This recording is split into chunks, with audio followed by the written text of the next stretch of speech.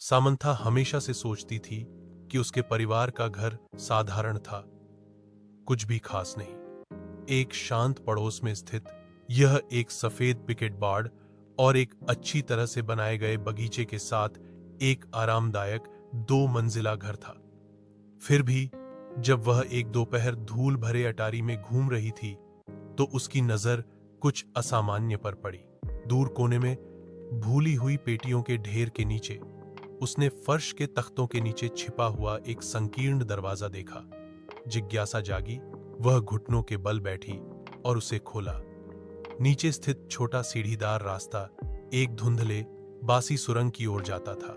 दीवारें पत्थर से बनी थीं और एक हल्की ठंडी हवा अंदर से फुसफुसाती हुई लग रही थी। दिल की धड़कन तेज। सामंथा सावधानी से उतरी, उसकी टॉर्च अंधेरे को चीरती हुई। सुरंग उसकी उम्मीद से कहीं अधिक लंबी फैली हुई थी, जो पृथ्वी के नीचे मुड़ती और मुड़ती थी।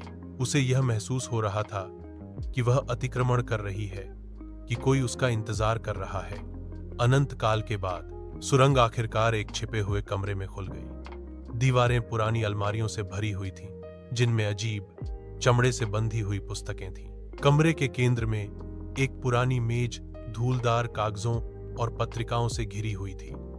जैसे ही सामंथा ने दस्तावेजों को देखा, उसके हाथ कांप गए। अभिलेखों में वर्जित अनुष्ठानों और गुप्त समाजों का उल्लेख था, जिसमें उसके परिवार का नाम बार बार उल्लेख किया गया था।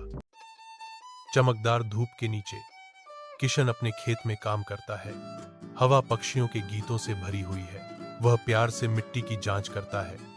उसके चेहरे पर एक आशावादी भाव है। अपनी बीमार पत्नी के लिए दवा लाने की तैयारी करते हुए उसका चेहरा उद्देश्य से चमकता है। हृदय से दृढ़ संकल्प के साथ किशन अपनी पत्नी को आश्वस्त करता है, चिंता मत करो, मैं तुम्हारे लिए जल्द ही दवा लाऊंगा। उज्ज्वल सूर्य गाहों के खेत पर एक गर्म चमक बिखेरता है, जो उपचार और आशा का वादा करता है। किशन अपने खेत में काम करना जारी रखता है, जो प्यार और राहत के वादे से प्रेरित है। किशन साहूकार के घर में प्रवेश करता है। उसका चेहरा निराशा से भरा हुआ है। साहूकार, लालच की मूर्ति, किशन को ठंडी आंखों से देखता है। साहूकार आगे झुकता है। उसके शब्द लालच से टपकते हैं। यदि आप हर्ण का भुगतान नहीं कर सकते हैं तो मैं आपकी भूमि जब्त कर लूंगा। बेबस किशन अपनी जमीन गिरवी रखने के लिए मान जाता है।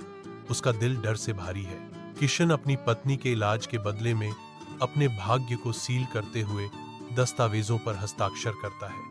अविराम धूप के नीचे किशन और उसका परिवार एक धूल भरी गांव की सड़क पर चलते हैं। उनके थके हुए कदम उनके चकनाचूर सपनों की गूंज करते हैं। प्रत्येक फटे हुए बैग और बंडल उनकी अनकही आशाओं और आशंकाओं को दर्शाते हैं, क्योंकि वे एक अनिश्चित भविष्य की ओर यात्रा करते हैं। उनकी निगाहें दूर शहर पर टिकी हैं। धूल और निराशा के बीच आशा की किरण। किशन की आवाज सन्नाटे को चीरती है, हमें उम्मीद नहीं खोनी चाहिए। हम शहर में कड़ी मेहनत करेंगे और अपनी जमीन वापस खरीदेंगे।